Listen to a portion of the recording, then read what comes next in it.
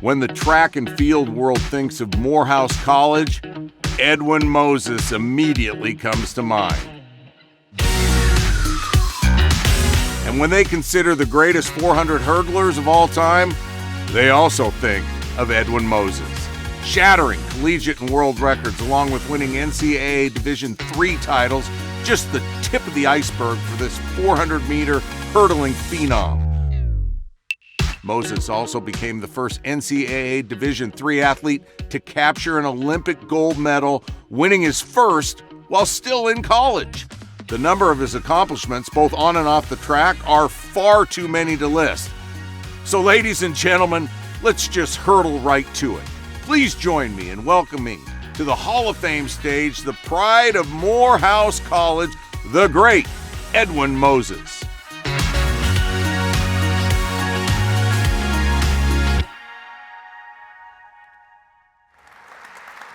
I think the first thing we got to ask about is the jacket, because that's tight. What's the story? Is that the original? Well, Morehouse is playing at the HBCU Classic on Saturday afternoon, and I'm going back to the game, so I figured I'd work the Morehouse gear while I'm here. I have a son who's 28, and I have to, keep up with the styles. He won't let me go anywhere looking regular anymore. There you go. You chose Morehouse College. Had a track team, did not have a track. Why did you go there?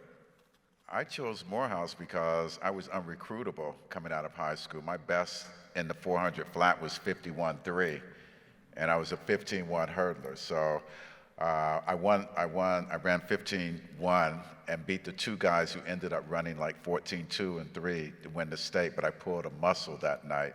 So my senior year, I never improved, but I was a nerd. I was real nerdy. I took like 5 years of math, 2 years of biology, 2 years of chemistry, a year of physics, computer science, and a year of organic chemistry in high school. So I was like Urkel. And my freshman year, I was 5'6", 102 pounds.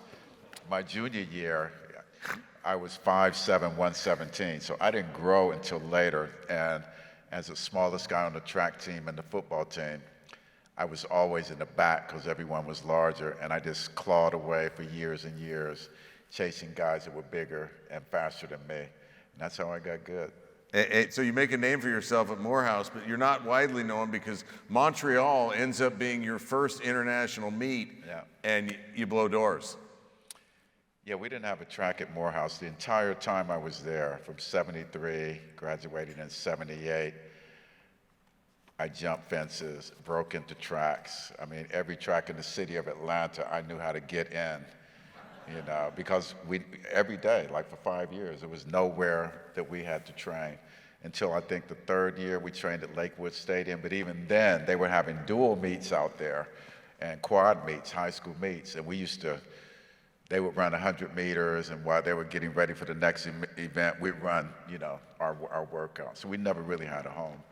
So for me, once I got my first really good pair of Adidas and got on a track and felt like a really good surface, like at Tennessee at the Tom Black, Florida Relays, I was in heaven once I got my spikes on a track.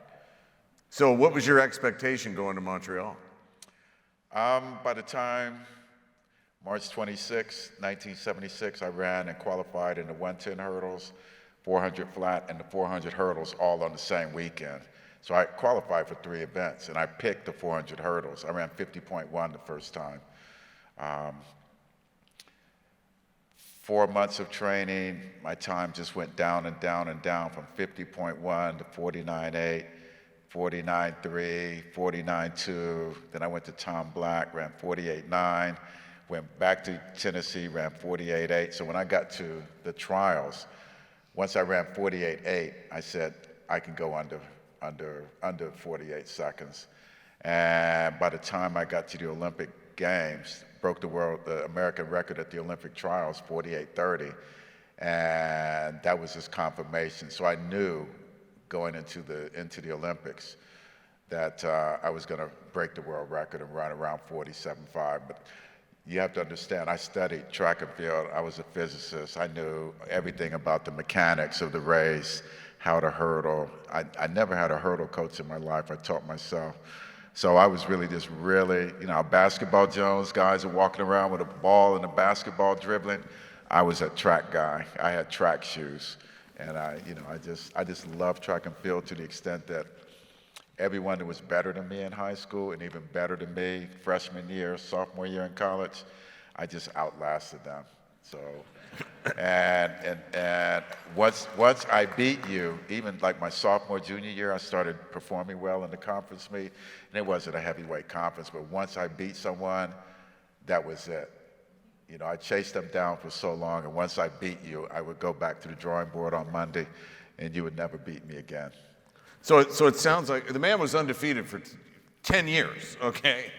When you look back at that accomplishment, is it shock you, or is it like, no, this was the natural progression, like you just said, I knew where I was headed? Well, yeah, we had some really good guys on the team. One of my partners, he's a physics engineering major. We actually went to work at General Dynamics and Aerospace as engineers together. He was a state champion in Ohio. He ran about 13.9 or 13.8 in high school.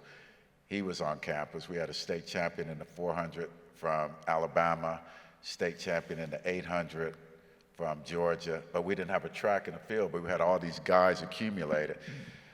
Some of my buddies that studied orthopedic surgeons, neurologists, all these guys, we learned about the body, physiology, diet. I was really into the stretching. My roommate was a ballet dancer, so I got really into like dynamics. He was doing like what they call plyometrics now. He was doing that stuff back in the early 70s, so I learned that.